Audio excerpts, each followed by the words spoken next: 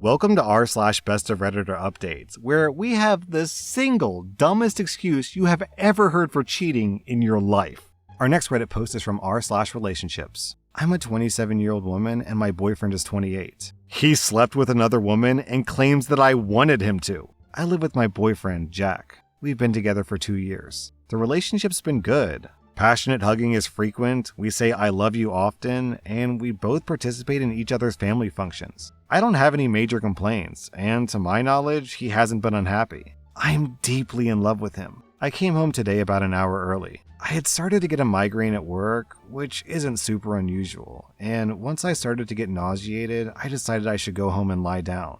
This happens maybe like a few times a year. My boyfriend works nights, so he's often home during the day. I pulled in the driveway and his car was there. Not unusual, he doesn't work until the evening. I said hello when I came in, but I could immediately hear that the air conditioning was on in the bedroom. It's a separate window unit and pretty loud. I opened the door to say hello to Jack, and there he is, right in the middle of passionately hugging with a girl, doggy style. He was just sort of expressionless. She immediately sort of scrambled for the sheets, but he just sat there. I guess I was in shock because I walked into the room and got my suitcase from under the bed. I even said, "Excuse me," to the girl who had been banging my boyfriend. I went to my closet, threw a bunch of clothes in the case, and all the while he was constantly talking. I can't remember everything he said, but I distinctly heard him say, What? I wanted to surprise you? We wanted to spice things up in the bedroom? What? I didn't say anything and left and came to this hotel. We've discussed having a threesome in the past and even said that I would possibly be open to it at some point in the future. I told him I found the idea exciting, but that we would need to discuss things and find the right person if that was actually going to happen. I never wanted him to just surprise me out of the blue. He's been blowing up my phone ever since. He left several voicemails and sent about a dozen texts. He said that things didn't go like he imagined, but he thought that it would be sexy to have a spontaneous threesome. He said that he was trying to fulfill my fantasy. I've been crying for the last 3 hours. I have no idea what to think at this point. I think he's lying to me, but what if he really thought that he was doing what I wanted?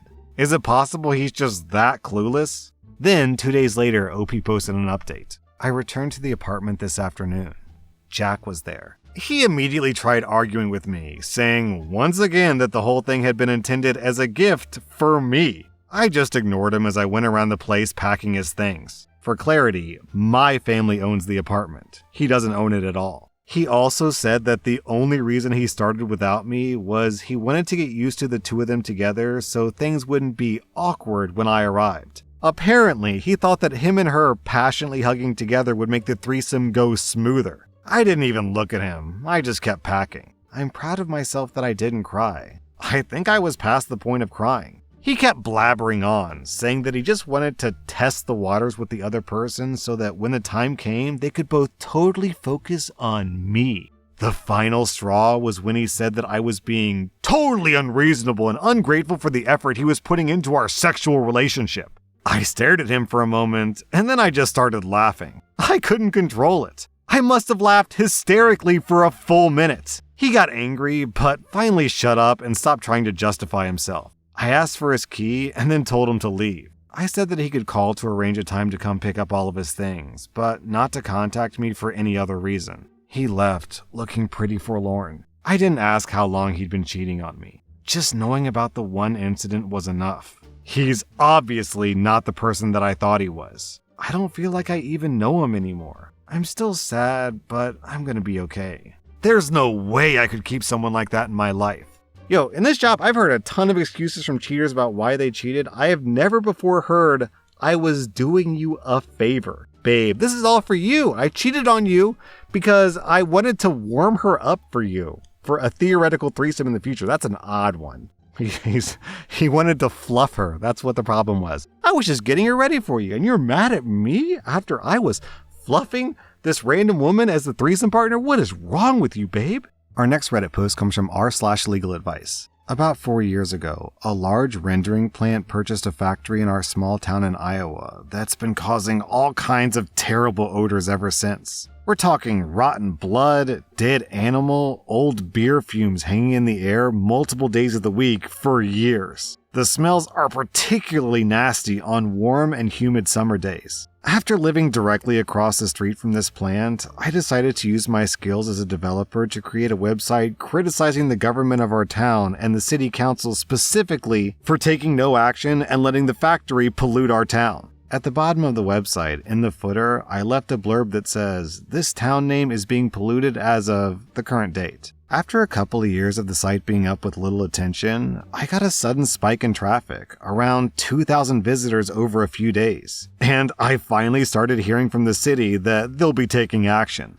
First, the city council held a town hall meeting and asked for everyone's complaints regarding the rendering plant and the smells. They also printed the name and phone number of the city attorney and asked callers to forward their complaints there. After that, the town began issuing fines to the plant, which the plant disregarded and, as far as I'm aware, never pay. Eventually, the city sues the rendering plant, and the rendering plant countersues. I've updated my website after each development takes place. The last piece of news to come out of this whole situation was that each side decided to drop their lawsuit around July 2017, but they didn't come to an agreement about the odor. I didn't update the website to mention that the lawsuit had been dropped. It slipped my mind after reading it. The domain name is basically istownname.agoodplacetolive.com, and the first thing you see on the site is a big yellow block with huge text saying, "Not yet." It used to say no before the city started issuing fines to the rendering plant. While the city dropped their lawsuit, and I still consider the issue unresolved, the smelly days only spring up once or twice a month now. This afternoon, I received a letter from a law firm representing the city. It contains screenshots of my website and screenshots of the GitHub repository proving that I am the owner. The letter says, "Our firm represents the city of Town Name. You're the author and owner of this website. We've attached proof. We were understandably frustrated by the issues with this rendering plan, which have been alleviated through litigation. However, you have not modified your website despite the progress made. In fact, you re-registered the domain name in 2017 rather than taking it down." I had the domain set to auto-renew. To make matters worse, the website contains a recital that the town is still being polluted as of the date that someone views the website. This leaves the impression that the information on the website is current. I am reliably informed that the local clinic lost a physician prospect who read your site. At present, the website libels the city of Town Name, interferes with recruitment of business and new residents, and negatively affects property values. That interference is likely your intention since you took the time to re-register the domain name. I am writing to ask you to take down your site and not replace it with any other derogatory material. If the website is not taken down within 10 days, your next notice will be in the form of a lawsuit.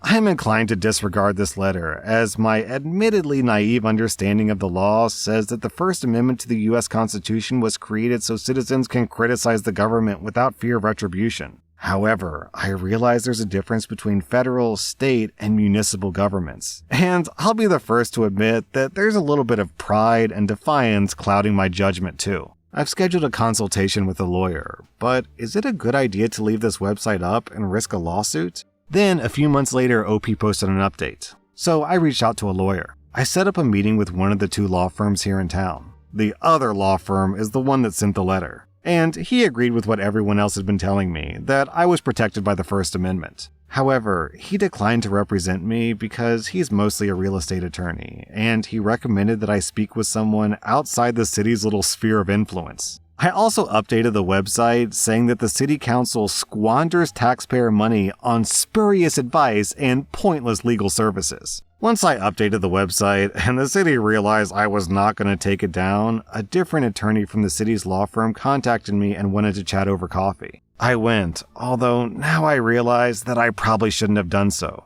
He was very friendly, telling me he thinks the whole situation had been badly handled, but he made it clear that he thought that I should take down the website because it was hurting the town and we both want what's best for it. He also told me there was a reporter from a newspaper calling around trying to get in touch with me, and he didn't think that I should talk to them, again because it would damage the town. I declined the interview because I was afraid I'd get sued again, justifiably or not, if I said something the city didn't like. Of course, I was too naive to realize that the city themselves would have no problem talking to this reporter. So she ran her story, and I was made out to be the bad guy troublemaker by the city officials that she interviewed. What's more, a city councilman, the mayor, and the city administrator all denied sending a letter to me. They were also quoted as saying, "There may be legal stuff coming down the road." A few weeks later, I received another letter from the law firm, and this one was weird. It was the attorney from the original letter writing on his own time to explain all the reasons he thinks that he can sue me, citing several Iowa judicial cases and going on about disparaging property. He told me I was making a stupid argument and attributing unfounded legal arguments to him. The letter ended by saying that it wasn't a threat of litigation and not intended to deter me from exercising my legal rights. Yeah, right.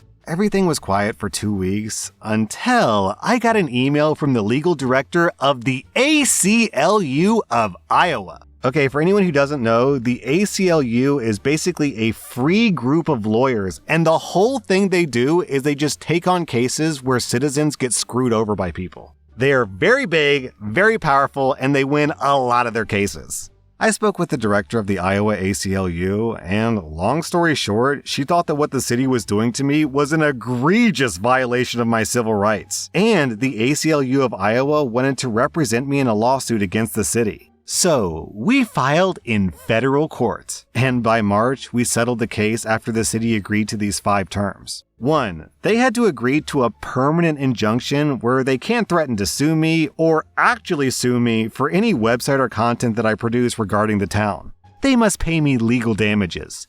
They must pay attorney fees to the ACLU. They must write an apology letter to me. My favorite part is that the city staff and its attorneys must take First Amendment training. All in all, I'm incredibly impressed by the ACLU's work in this case. I know it's not typical to file a lawsuit and win 1 month later, but I think it shows how blatant their attempts were to censor me. Then, years later, OP updates the website from saying, "No, this place is not a good place to live," to saying, "Yes, actually it is a good place to live." And the website itself contains the update.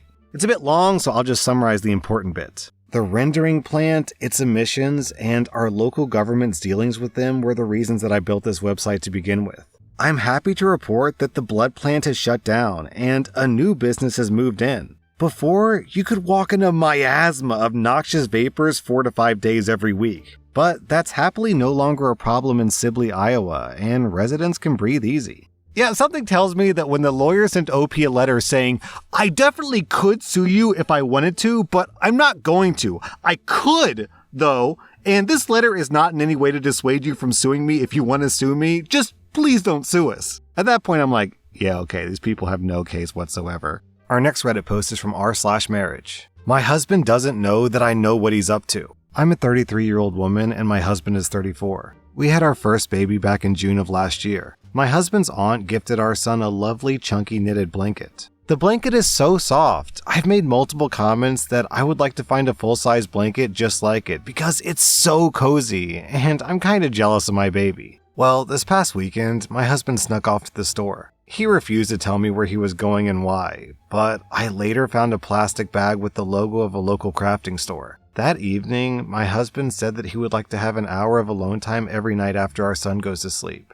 He stressed that he would not like to be disturbed, but if I needed him, I could call him or text him. I agreed to this because we're both adjusting to not having very much me time since the birth of our son. Last night, during my husband's alone time, our son started crying. I checked the baby monitor and saw that he had simply lost his pacifier and was going back to sleep. However, the baby monitor also shows part of our son's room, not just his crib. In the corner of our son's room, I saw my husband sitting on the floor with a bunch of chunky yarn in front of him. I turned the volume up and heard that he was watching a YouTube video about how to finger knit. This sweet man is making me a blanket. He absolutely loves surprising me, but he's terrible at keeping secrets. I just know that he's going to slip up and accidentally mention something about the blanket at some point. I plan on acting clueless so that I'll be surprised when he gives it to me. I just love him so much, and I'm so delighted that he's learning a new skill so that I can have a custom blanket. Then, 2 weeks later, OP posted an update. My sweet husband broke. I would occasionally ask what this mysterious project was, and he would get a cheeky smile and say, "I can't tell you." That eventually evolved into him repeatedly telling me that keeping the surprise was really hard, and he wanted to just tell me. I kept saying, "No, you've kept it a surprise for so long, you can keep going." But one day, after dinner, he decided that he couldn't keep it in anymore. He showed it to me. It was only about a quarter done, but it was lovely. The yarn was really soft, and it was my favorite color. I could tell that he had taken his time because of the consistency of all the loops. Even unfinished, it was perfect. He told me that he kept moving it around to different hiding spots, but since our house is very small, it was only a matter of time before I accidentally found it. He said that he had run out of yarn and asked if I wanted to pick out another color and add to it. I said yes, and we made a little date out of it. We grabbed lunch, and then we walked around the craft store before I picked out a complementary color to the one that he had chosen. He hasn't had much time to work on it the past few days, but he assured me it'll be finished by my birthday. OP, when I read the title, "My Husband Doesn't Know That I Know What He's Up To," I was like, oh great. Another story about a cheating husband, ruining lives, ruining relationships. I'm so tired of these depressing stories about broken relationships, but no, this was delightfully wholesome. That was r/Bestof Redditor updates, and if you like this content, check out my podcast where I publish the exact same episodes. Also, hit that subscribe button because I put out new Reddit videos every single day.